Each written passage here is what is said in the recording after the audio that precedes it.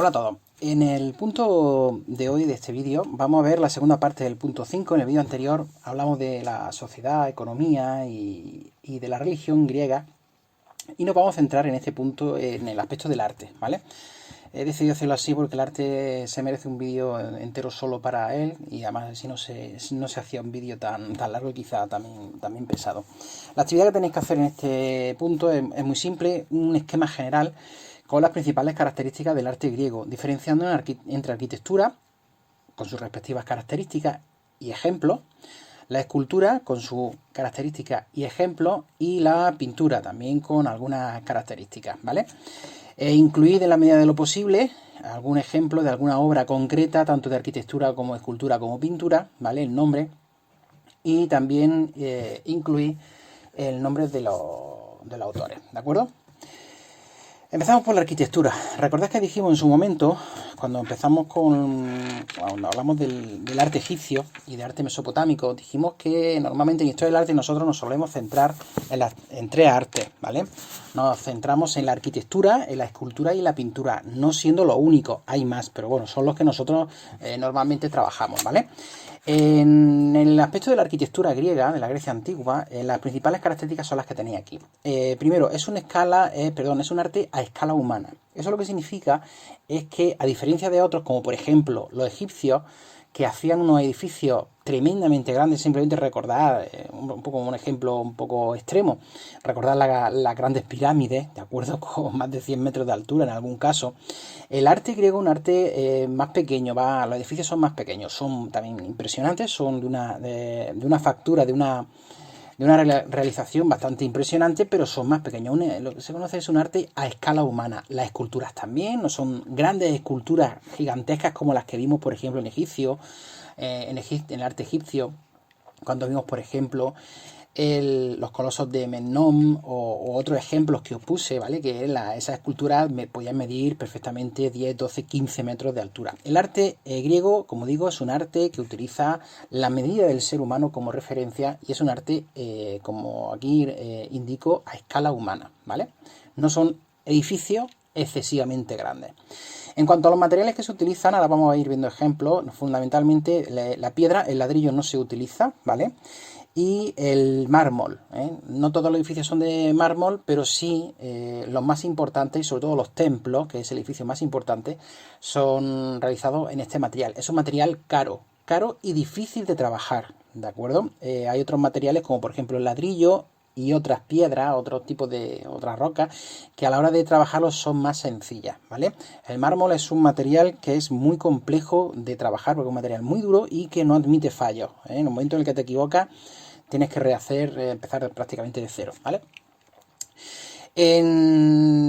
¿Cuáles son los principales elementos que vamos a ir identificando? Pues como elemento sustentante, es decir, para sujetar el peso, se utilizan las columnas, ¿vale? Y muy importante, ya lo avanzamos cuando estuvimos hablando del arte mesopotámico y egipcio, los griegos utilizan un sistema adintelado, ahora lo vamos a ver, son, recordadlo, techos planos.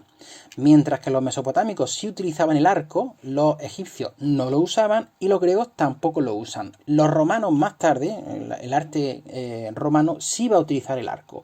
El arte romano utiliza los dos tipos, el sistema adintelado, como los griegos, es decir, techos planos, y el sistema de cubrimiento con arco con bóveda, ¿vale? Pero los griegos no, los griegos son siempre sistemas, como digo, usando el dintel como elemento de importancia. Cuando hablamos de arquitectura tenemos que referirnos a los famosos tres órdenes arquitectónicos, como ahora después vamos a identificar, simplemente menciono el nombre: dórico, jónico y corintio, ¿vale? Y los principales tipos de edificios, no son los únicos, pero bueno, los principales tipos son sobre todo los templos, que vamos a poner sobre todo imágenes de templos, pero también había otras construcciones no menos espectaculares, como por ejemplo teatros, estadios, por ejemplo la Stoa, ¿verdad? Que era el edificio del ágora donde estaban donde los comerciantes se reunían y vendían sus productos, etcétera, etcétera. Pero, como digo, el más importante y el que representa realmente todos los elementos del arte griego y que los sintetiza es el templo. Para esto recordamos esta imagen que os la puse cuando estuve hablando de las partes de las polis. Hay que recordar que la poli, en su parte urbana, en el asti, ¿de acuerdo? Tiene una parte principal que es el ágora y la acrópolis. El ágora, que también hay edificios importantes, también hay templos, por supuesto, está la Stoa, donde he dicho antes, ¿no? Que donde están los comerciantes, pero es en la Acrópolis, generalmente, como es el caso de la ateniense, que es la que tenemos aquí delante, tanto en reconstrucción como en la actualidad. En la Acrópolis es donde nos vamos a encontrar los principales ejemplos arquitectónicos del arte griego, ¿vale? Y como siempre, no es el único sitio donde se han conservado restos, hay muchos otros sitios más, tanto en la Grecia actual como en Asia Menor y en otros puntos donde se fundaron colonias griegas, pero ponemos normalmente como ejemplo siempre de referencia la Acrópolis ateniense, ¿de acuerdo? Con el famoso templo del Partenón aquí como templo de mayor importancia, desgraciadamente en muy mal estado. Cuando hablamos del arte griego en general y arquitectura en particular, siempre se nos vienen a la cabeza imágenes de edificios blancos. Efectivamente, el mármol es blanco, ¿vale? Pero los griegos, al igual que los egipcios, si os acordáis también lo comentamos, ellos decoraban, ellos pintaban los edificios. Entonces la imagen esa que tenemos de un templo griego completamente blanco, inmaculado, realmente no es real, porque como digo, los griegos pintaban sobre la piedra o sobre el mármol para darle un aspecto bastante más colorido de lo que normalmente pensamos, ¿no? Entonces sería erróneo pensar que originariamente estos edificios eran también blancos. Blancos han llegado a la actualidad porque esa pintura se ha perdido. Simplemente con el paso del tiempo se ha ido descascarillando y se ha ido perdiendo. Ya está. Pero en realidad la arquitectura estaba ricamente decorada. Como por ejemplo en este caso tendríamos una representación hipotética de cómo podía ser el Partenón de Atenas. Quien, al igual que la arquitectura, la escultura, ya lo veremos después, también estaba ricamente decorada con colores. También es algo que también nos llama mucho la atención. Recordemos también, ahora me voy a centrar en los templos, pero no sin antes recordar que el teatro también es un elemento fundamental dentro de la arquitectura griega. Y ya puse una imagen del teatro de Epidauro cuando hablamos de la cultura griega, y esta es otra imagen de otra perspectiva para que veáis las dimensiones, ¿de acuerdo? Y esto sería como si estuviéramos sentados en el graderío. Como digo, también el teatro es un elemento fundamental dentro de la arquitectura y dentro del urbanismo griego. Todas las ciudades tenían que tener sus templos, no solo uno, varios, para distintos dioses, y unos más importantes que otros, pero bueno, varios templos, y por supuesto también tenía que tener su teatro. Aquí tenemos una reconstrucción de lo que podía ser un teatro griego, el Partenón o cualquier otro, ¿vale? En el que se vería ese alzado. Parte importante que me gustaría que os sonaran, ¿vale? Pues esta sería la planta, el plano del edificio, ¿no? o el edificio visto desde arriba. Si nosotros entráramos como un griego más de la antigüedad a hacer el culto al dios correspondiente, imaginémonos que este es el Partenón, ¿de acuerdo? Nosotros somos un ateniense y vamos a rezarle, a hacer algún tipo de acto religioso a la protectora de la ciudad, que es, como ya sabemos, Atenea, la diosa Atenea, ¿vale? Pues entonces nosotros entraríamos por aquí, por esta pequeña rampa. Normalmente los templos siempre suelen estar en una pequeña base, en una pequeña elevación, ¿vale? Para que un poco se note más, ¿no? Esa elevación propia de lo que representa y del dios que alberga ahí dentro, ¿no?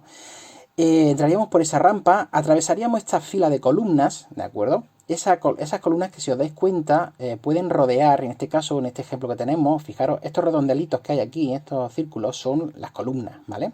Eso es como se identifica una columna cuando se dibuja la planta de un edificio. Esas columnas rodean la totalidad del perímetro del edificio, eso se le llama peristilo, ¿de acuerdo?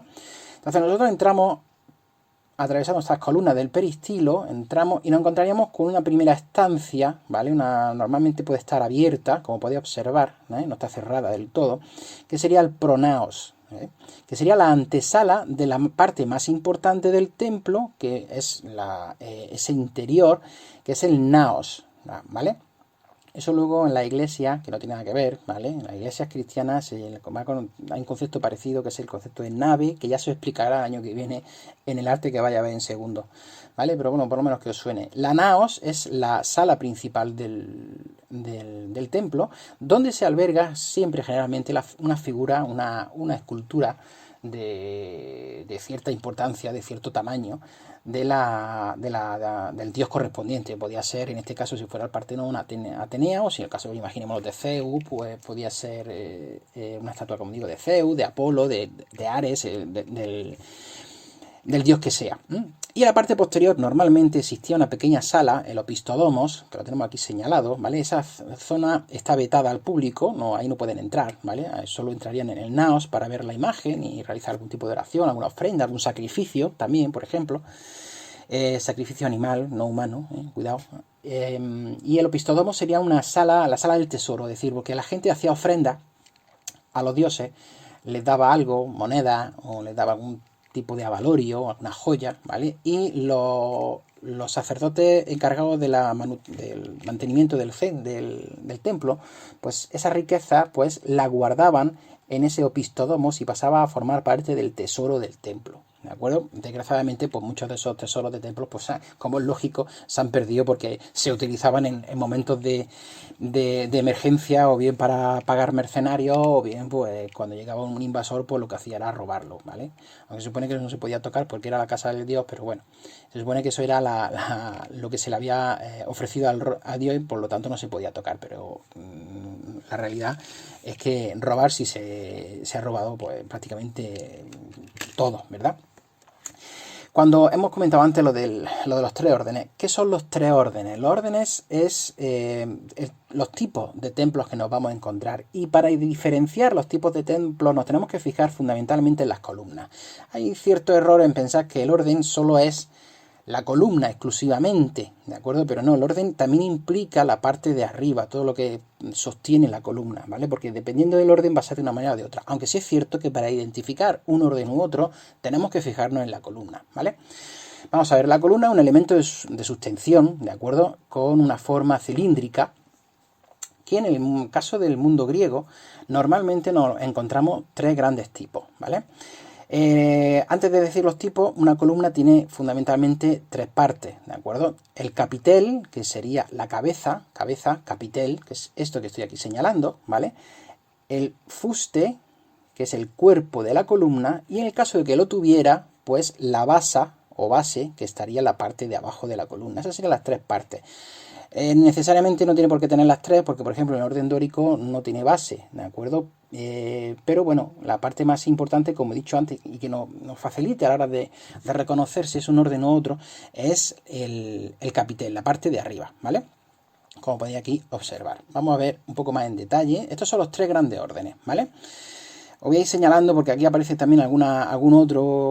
excepcionalidad, el orden toscano, pero bueno, ese es posterior, ese de los romanos, que ahora mismo no nos interesa. Dórico, jónico y corintio. El de arriba, el más simple, por ejemplo, el del Partenón de Atenas, es orden dórico. Más sencillito porque, si os dais cuenta, carece prácticamente carece en su totalidad de decoración el capitel, ¿de acuerdo? El orden jónico, muy típico de Asia Menor, si os dais cuenta, está decorado el capitel con estas pequeñas espirales, ¿de acuerdo? Eso se llaman volutas, ¿eh? Es muy fácil de identificar, esas espirales tipo jónico. Y el corintio es el más decorado, el posterior, ¿de acuerdo? Es el más tardío, que es este que tenéis aquí, en el que está decorado con una especie de hojas, ¿de acuerdo? Hojas de acanto, que se decía, y como digo, es el más decorado. En algunas ocasiones lo podemos encontrar, como en este caso, pero esto es más tardío, ¿vale? Y también lo encontramos en Roma y en artes posteriores, un arte compuesto, es decir, os dais cuenta, un corintio mezclado con un jónico. Pero lo que me interesa es que recordéis orden dórico, este que tenéis aquí, el más simple, orden jónico, el de las volutas, el de las espirales estas que hay aquí, y orden corintio, el que está más decorado. Es muy fácil de identificar. Si nosotros vemos aquí así ejemplos de algunos templos, ¿de acuerdo? Podemos observar muy fácilmente que estas tres primeras columnas, ¿de acuerdo?, son de orden dórico, como podemos observar, ¿vale? Porque no están decoradas, muy simple, ¿vale? El orden corintio, estas tres siguientes, porque tienen estas espirales, serán más grandes, más pequeñas, pero bueno, se ven claramente las espirales. Y el orden jónico, este, el de las espirales, y el orden corintio, este que está más ricamente decorado, ¿vale? Aquí en detalle, el orden dórico, como podéis observar. El orden dórico es muy típico también, porque claro, he dicho que el orden no solo es la columna, sino también lo que sustenta, ¿vale? En el caso del orden dórico, ¿vale?, tiene como característica la existencia en ese friso, que es esto de aquí, que está justo encima de las columnas, ¿no? Este friso que es plano, recordemos, sistema adintelado, ese friso está compuesto, alterna una decoración en triglifos, que sería esto, si os das cuenta, viene 3 barritas, esos son triglifos, y metopas, que sería esto, que estaría decorado normalmente con alguna escena, con algún relieve, con alguna pequeña escultura, ¿vale? El pedimento sería la parte superior, que formaría un triángulo, como vamos a poder observar después en otros ejemplos que os voy a poner. El arte jónico, como he dicho, muy fácil de diferenciar, ¿de acuerdo? El alzado quizá un poquito más simple en la parte de arriba, en este caso con base, mientras que el orden dórico, si os dais cuenta, no tiene base, solo tiene fusta, y capitel. Y el orden corintio, el más ricamente decorado, como lo tenéis que podéis observar aquí, que también tiene su base, ¿de acuerdo? Esta sería la vista de frente de un templo, ¿de acuerdo? Nos encontraremos la fila de columnas, que en este caso concreto, en esta imagen, como podéis observar, no es ni corintio ni jónico, sino que es dórico, porque es este que está más sencillito, ¿vale? Los griegos estudiaban perfectamente la visión estudiaban matemáticamente la arquitectura, es decir, no directamente empezaban a construir, es decir, se sabía o se intentaba analizar la proporcionalidad de los tamaños, el número de columnas, es decir, todo eso está matemáticamente estudiado. Es decir, eso es verdad que los griegos aportaron mucho a la arquitectura de la época y posterior, hasta el punto de que, fijaros, ellos fueron capaces de calcular, porque si viéramos nosotros de frente esto y si todas las columnas fueran iguales, pues iguales de altas, quiero decir, causaría un efecto óptico, la vista nos engañaría y nos daría la sensación de que la parte esta justo central, esta que estoy aquí señalando, sería más achatada. Imaginémonos que todas las columnas, como digo, son exactamente iguales, al milímetro, miden exactamente lo mismo, pongámosles 3 metros.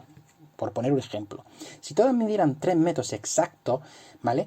Nosotros construiríamos nuestro templo, quedaría perfectamente maravilloso, perfectamente rectilíneo, cuadrado, perfectamente proporcional, pero la vista nos daría un engaño si lo viéramos de lejos y nos daría la sensación que por esta parte de en medio estaría ligeramente achatado, ¿vale? Entonces, ¿qué es lo que hacen los griegos? Pues para corregir ese efecto óptico, ¿vale?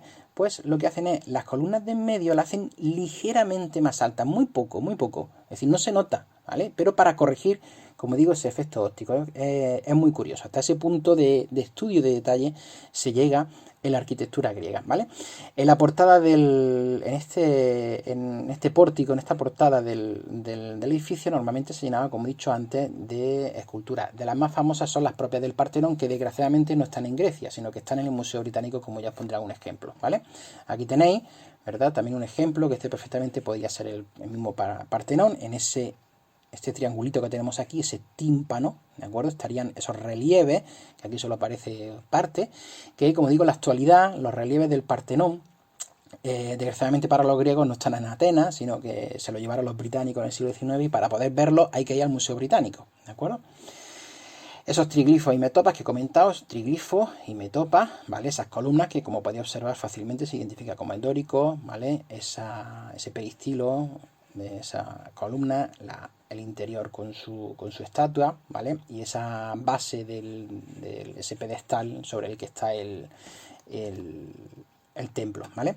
Este no es el Partenón, este es otro templo, ¿de acuerdo? Pero bueno, a modo de ejemplo, para que seáis capaces de identificar qué tipo de orden, es decir, si yo os pregunto aquí qué orden es fácil de identificar, porque simplemente nos fijamos en la columna y como podemos observar, este no está decorado, muy simple, ¿de acuerdo? Es muy simple, no tiene decoración el capitel, yo me fijo, el capitel está sin decorar, es como digo, muy sencillito, por lo tanto, este es de orden dórico, ¿vale? Ya obviamente ya de ahí ya surgen otros detalles, como por ejemplo que las columnas no tienen base, ¿de acuerdo? Como podéis observar, ¿vale? Y luego aquí nos encontramos lo que comentaba antes, los triglifos y las metopas, que si os dais cuenta pues ya han perdido pues, prácticamente todo el relieve pues, por el paso del tiempo. Vuelvo a poner esa imagen, ¿no? del Partenón decorado en color, en vivos colores, que contrasta un poco con la idea que tenemos nosotros. Dentro, en el interior de los templos griegos, como he comentado, una imagen del dios correspondiente, en este caso una reconstrucción de lo que podría haber sido la estatua de Atenea. En este caso la estatua sí es más grande de lo normal. Hemos dicho que el arte griego es un arte a escala humana. Bueno, en esto sí sería un poco una excepción, porque suelen ser esculturas de los templos un poquito más grandes de lo normal, aunque bueno, representan a los dioses, ¿vale? Y desgraciadamente para nosotros estas esculturas pues se han perdido todas, ¿vale? Podrían haber sido muy, muy espectaculares de ver en su momento, para que veáis cómo está el Partenón en la actualidad. Desgraciadamente, pues como he comentado antes, se ha perdido toda la cobertura. Hay otros templos griegos que están mucho mejor conservados. Como, por ejemplo, el templo de Artemiso en Éfeso se ve un poquito... está un poco mejor, pero como he comentado antes, las esculturas, por ejemplo, del tímpano, pues están en Gran Bretaña, hay que ir a verla al Museo Británico. Obviamente la estatua del interior está en muy malas condiciones, pero bueno, nada más que por visitarlo y saber que fue uno de los templos más importantes de toda la antigua Grecia, pues merece la pena, como digo, visitarlo. La Acrópolis ateniense no es solo el Partenón, ¿de acuerdo? Es todo un complejo de edificaciones religiosas, obviamente, y hay otros ejemplos también que siempre nos gusta mencionar de la arquitectura griega, como son, por ejemplo, lo que se conoce como los propileos, que sería la entrada. Hemos visto que la Acrópolis está en una zona elevada. Entonces el acceso a esa zona elevada se hacía por estas escaleras y se atravesaba, ¿vale?, un edificio, que es los propileos, que también eran, como ahora vamos a observar, ¿vale? Aquí tenéis, fijaros, este es cómo estaba, esto es cómo está en la actualidad, ¿vale? Como los propileos tienen ese orden dórico que hemos observado, al igual que el Partenón, y al visitante de la Acrópolis le recibían no solo los propileos que se atravesaban, sino también este templete pequeñito de aquí, casi cuadrado, que es el templo de Atenea Nequie, que si observáis en este caso ya no es dórico. Como podéis observar ahí, las columnas se ve, ¿verdad? Ahí a los lados, cómo serían esas pequeñas espirales, esas volutas, por lo tanto sería un templo de orden jónico, ¿vale? Como digo, la Acrópolis ateniense no solo fue importante por el Partenón, sino también por otros edificios, entre ellos los propileos, la propia entrada a la Acrópolis y el templo de Atenea Nique. Aquí tenéis un detalle del templo de Atenea Nique, mucho más pequeñito que el Partenón, ¿de acuerdo? La Atenea Nique, que significa la Atenea victoriosa en la batalla. Y aquí sí se puede observar más detenidamente, mucho mejor, ese orden jónico con esas volutas, ese fuste, ¿vale? Daros cuenta que todas las columnas griegas están rayadas también, ¿vale? No lo he comentado, pero lo podéis observar, ¿vale? Están rayadas y en este caso sí tienen una base. Continuando con el otro arte, la escultura. Las principales características de la escultura griega las tenemos resumidas aquí en este pequeño esquemita, ¿vale? Hay que hablar del concepto de canon, que ahora después voy a poner una imagen para que lo entendáis mejor. Canon hace referencia a la proporcionalidad de las imágenes representadas. Depende si se utiliza un canon u otro, las proporciones en el cuerpo de las figuras representadas serán de una manera o de otra.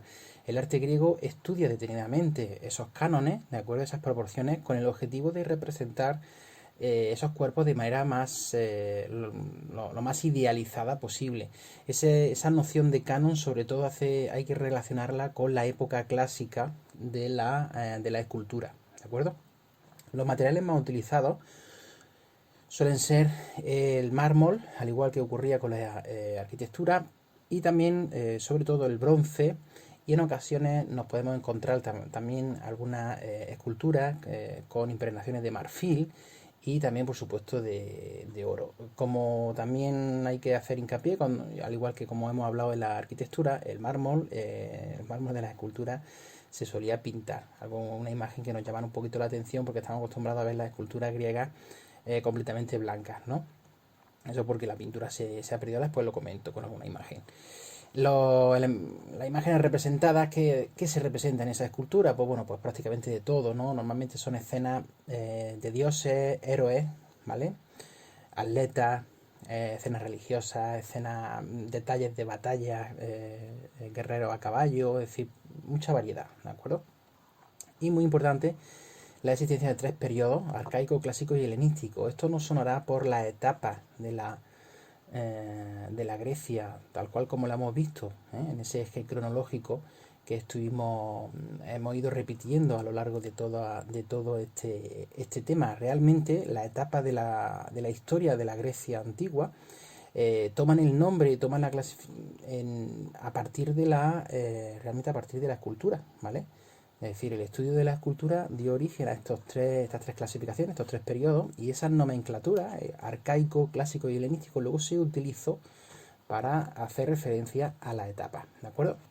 El concepto de canon, como digo, esto hay que relacionarlo con la etapa clásica de la escultura, es la proporcionalidad del cuerpo. Si os podéis observar, aquí tenemos 2 esculturas de época clásica, que en una de ellas, la de la izquierda, vemos que la proporcionalidad del cuerpo consiste en que el cuerpo total es igual a la suma de 7 cabezas. Como podéis observar, se toma la medida de la cabeza del personaje representado, en este caso es el Doríforo. Esta obra se llama El Doríforo, del escultor Policleto, de época clásica, como digo, y el tamaño del total del cuerpo serían la suma de esas 7 cabezas. El artista lo que hace antes de ponerse a esculpir y de realizar cualquier tipo de modelo, lo que hace es dibujarlo y calcular dichas proporciones, ¿vale?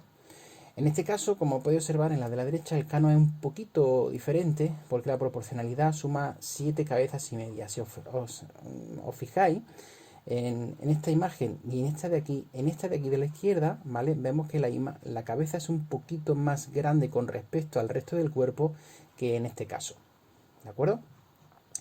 Una idea que ahora después también vamos a comentar, a pesar de que siempre vemos la escultura griega como imágenes de mármol blanco impoluto, ¿vale? Normalmente esas esculturas griegas, cuando vosotros veáis en alguna foto de algún museo o tengáis la suerte de ver alguna en algún museo, esas esculturas griegas en mármol blanco suelen ser copias, ¿de acuerdo? Copias hechas en época romana.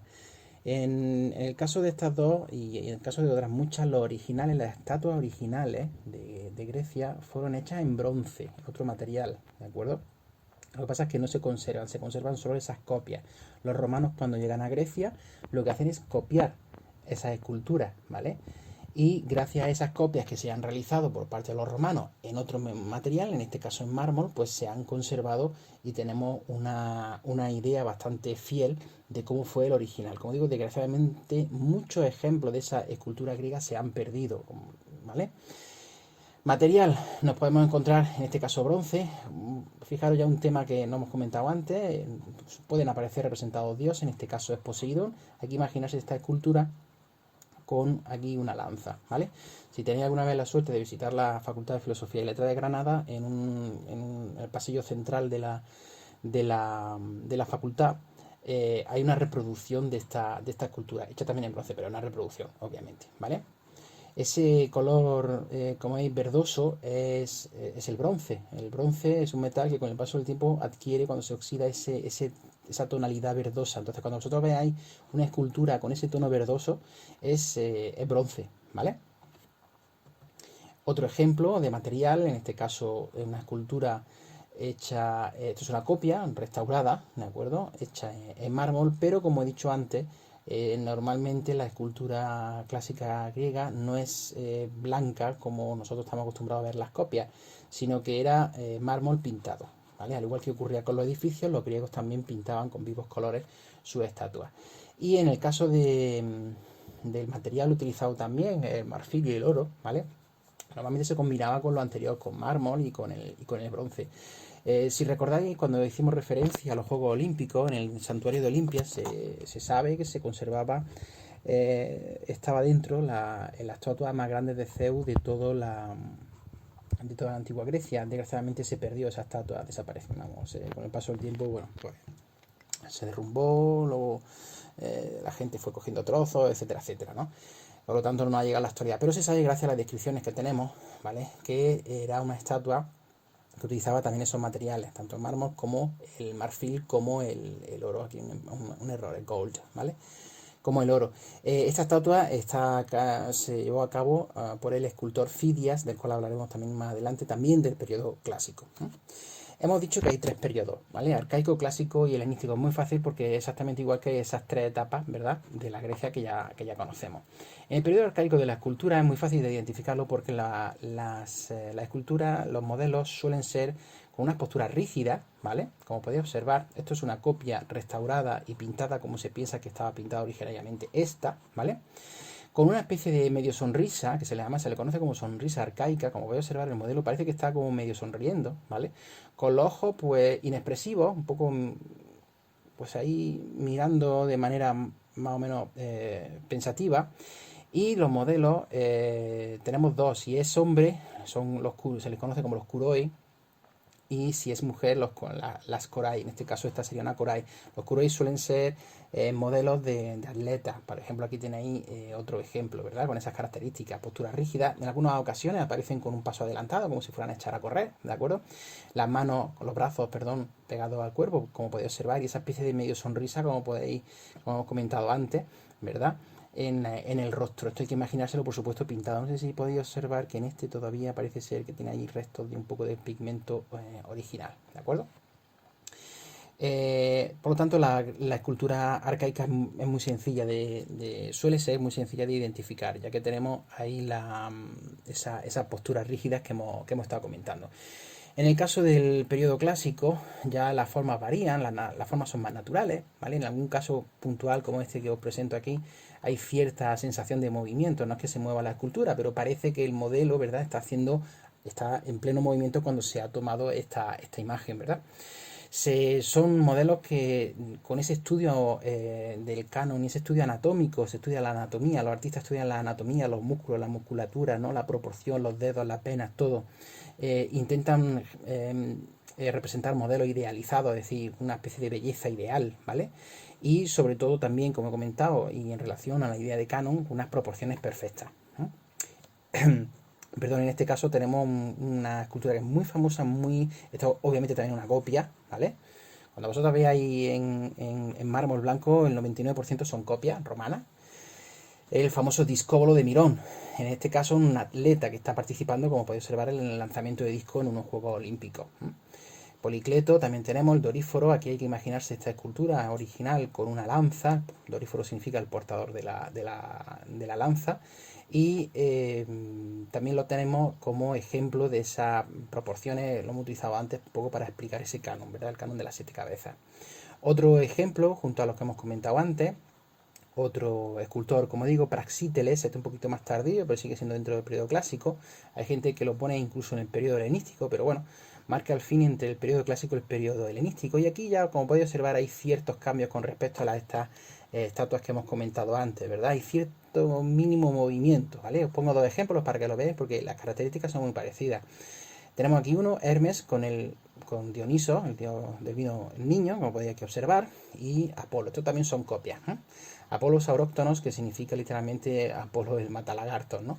Hay que pensar que esto originariamente, obviamente está incompleta, ¿vale? Parece ser que aquí estaba él un poco como jugando con el niño, ¿vale?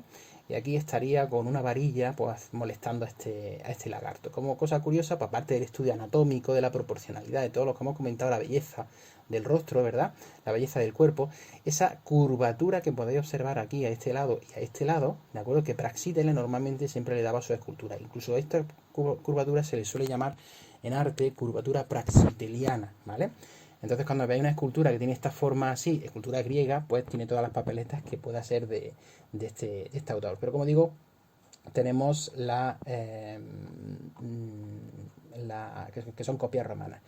Otro autor, Fidias, perdona, aquí no ha salido, esto es un error, esto de la de antes. Fidias, que fue el encargado de diseñar y esculpir, él y su escuela, las esculturas que nos encontramos que nos habríamos encontrado en el Partenón. Esas esculturas, esto es una reconstrucción, ¿vale?, en el tímpano del Partenón, el templo de la Acrópolis de Atenas. Esas esculturas desgraciadamente no están in situ, no están originariamente y tampoco están en Atenas ni en Grecia, sino que se la llevaron los británicos. Entonces, para poder verla hay que ir, fijaros, esto es una imagen tomada, una foto tomada en el Museo Británico de Londres. Ese museo que ya en alguna ocasión os he mencionado. Cuando hablamos de la piedra de Rosetta, cuando estuvimos hablando de las momias, os puse fotos sacadas del Museo Británico, porque la piedra de Rosetta está allí. Y hay una sala incluso destinada exclusivamente a momias y al mundo egipcio. Pues también una sala que es importantísima, de las más visitadas del museo, que es donde están las esculturas del Partenón, las esculturas originales, y son auténticamente espectaculares por lo grandes que son, ¿de acuerdo? Una proporción un poquito más grande que un tamaño normal de un cuerpo, ¿vale? Y es muy impresionante ver cómo están ahí esas esculturas y pensar que esas son las que estaban en el Partenón de Atenas. Desgraciadamente están bastante deterioradas en algunos casos, pero bueno, es algo que hay que ver sí o sí. En el caso del Partenón también recordar que esas esculturas, en este caso relieve, estaban ricamente decorados con colores, ¿vale? El periodo helenístico, perdón, es distinto, porque aquí ya los cambios El cambio principal es verdad que se sigue manteniendo ese estudio anatómico, ¿de acuerdo? Ese gusto por la perfección, incluso por la belleza. En el caso del mundo helenístico ya aquí hay una mayor sensación de movimiento. Obviamente, como digo, la escultura no se mueve, la escultura está quieta, pero la escena que representa es como si le hubieran echado una foto en un momento de mucho movimiento, ¿vale? Aquí lo podéis observar, este es el famoso Laocoonte y su hijo, ¿vale? Laocoonte, un personaje que está mencionado en la guerra de Troya, es atacado por una serpiente, de acuerdo, que lo mata. Ese sufrimiento, ese dolor, esa expresividad, esa emoción, no nos la encontramos antes en la escultura griega. Eso es a partir del periodo helenístico, ¿de acuerdo? Figuras que expresan dolor, figuras que expresan tristeza, sorpresa, etcétera, etcétera, ¿vale? Principal ejemplo de la escultura helenística, ahí lo tenéis, Laocoonte y su hijo, ¿vale? Igualmente también copia romana, ¿vale? Porque el original desgraciadamente no se conserva. Otro ejemplo, por ejemplo, el Gálato moribundo. Aquí podéis observar una persona, un soldado que ha sido herido. Habría observado que todos los modelos están representados tan desnudos. Eso es muy típico de la escultura griega y también de la escultura romana, ¿eh? Eso luego va a servir también como influencia en el arte de la escultura de otras épocas. Normalmente los griegos solían representar los modelos, fundamentalmente los masculinos, desnudos, y los modelos femeninos en muchas ocasiones mostraban desnudos de cuerpo para arriba, aunque también hay casos de desnudo total, ¿vale? Terminando ya con la escultura, ahora pasamos a la cerámica y a la pintura. Hay que hacer una pequeña excepción. Realmente pintura se conserva poca, se conserva sobre todo en el soporte de la cerámica. Podemos pensar que también los griegos hacían sus cuadros, ¿vale? Quizá no en lienzo, pero sí realizaban unos cuadros al modo de que nosotros entendemos como la pintura, pero desgraciadamente no han llegado a la actualidad, es decir, se han perdido. Entonces los ejemplos que tenemos de pintura es o bien porque tenemos descripciones, ¿vale? Y nos podemos hacer una idea de cómo pintaban y qué es lo que pintaban y quiénes eran los artistas, o sobre todo qué es lo que vamos a ver nosotros en la cerámica, ¿de acuerdo? Por lo tanto me voy a centrar en aspectos de la cerámica ricamente decorada y en algunos casos de manera espectacular, como vamos a poder comprobar ahora. ¿Cuáles son esas principales características de la cerámica griega? Suele ser, eran auténticos expertos en el uso de la arcilla, un uso delicado que en muchos casos, hombre, no es lo mismo una ánfora destinado al comercio para llenarla de aceite y meterla en la bodega de un barco, que obviamente no estaba decorada, simplemente poníamos alguna señal del artesano que la había realizado, o una ánfora que se utilizará para adornar o para utilizarse en la casa de una persona importante, una persona acaudalada, una persona de un noble, ¿vale? Ese uso delicado de la arcilla. Existen distintas formas, después las vamos a ver, ¿vale? Tres fundamentalmente, tres son las más importantes.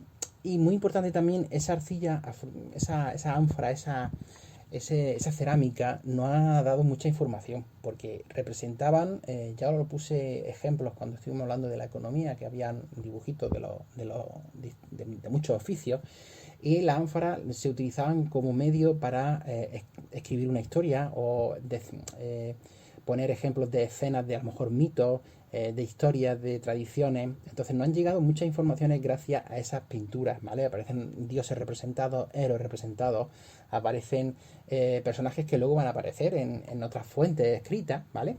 Y va a ser un motivo recurrente a la hora de decorar esa arcilla, esas vasijas, ¿vale?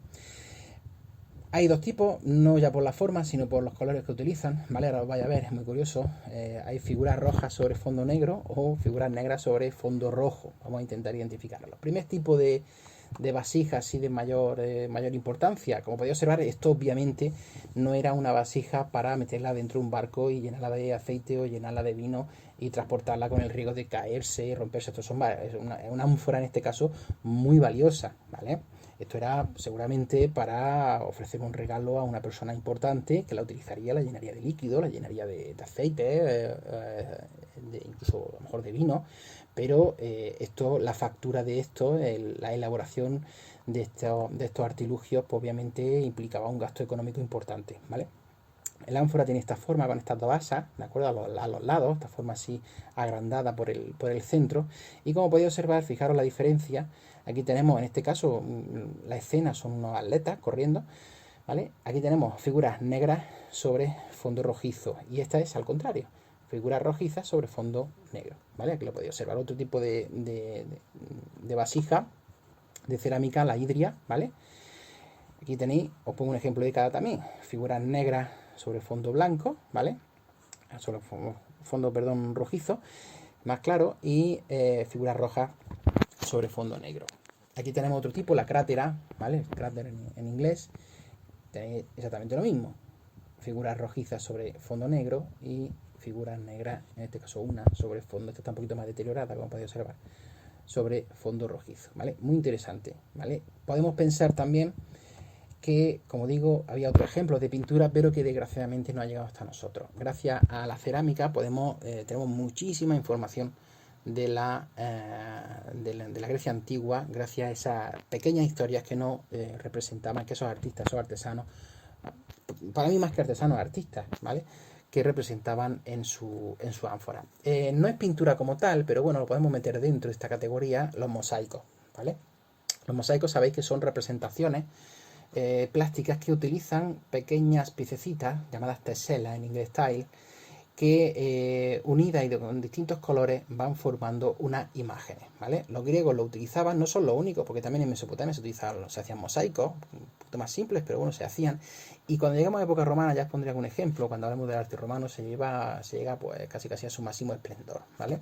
Como podéis observar en el detalle, son figuras muy pequeñitas que van formando una imagen. En este caso el dios Poseidón, ¿vale? Lo tenéis aquí. Normalmente los mosaicos, aunque si vais a algún museo y veis un mosaico romano, que hay muchos mosaicos romanos en museos, aquí en Andalucía tenemos en varios museos ejemplos, normalmente siempre están puestos en la pared, pero los mosaicos hay que pensar que su uso era para ponerlo en el suelo. Lo que pasa es que los museos lo ponen en la pared pues para que obviamente se conserve mejor y se pueda observar y disfrutar muchísimo mejor, pero la forma, el lugar original del mosaico es en el suelo, ¿vale? De época griega, se han conservado menos, obviamente, por la antigüedad, pero de época romana hay muchísimos ejemplos. Se han encontrado una auténtica barbaridad. Ya hablaremos de ello cuando hablemos del arte romano. ¿Y por qué pongo una foto del Congreso de los Diputados de España? Un edificio que sabéis que es donde se reúnen nuestros queridos diputados. Ahí se pelean y tal, ¿no? Pues simplemente para hacer un pequeño apunte, el arte griego, es verdad que luego cuando hablemos del arte romano lo voy a volver a mencionar, el arte griego es un arte que influye en toda la historia del arte posterior. Los artes siguientes van a copiar al arte griego. E incluso artes recientes del siglo XX, ¿vale? Del siglo XIX, pues erigen los edificios usando motivos y usando técnicas y usando modelos de la antigua Grecia. Si os fijáis, aunque esto es el Congreso de los Diputados, es un edificio moderno, hecho prácticamente ayer, ¿vale? En comparación con lo que se hizo en la Grecia antigua, como podéis observar, son columnas a modo griego, ¿vale? Concretamente de orden corintio. Aquí perfectamente vemos un tímpano, parece sacado de un templo griego, con su escultura, ¿vale?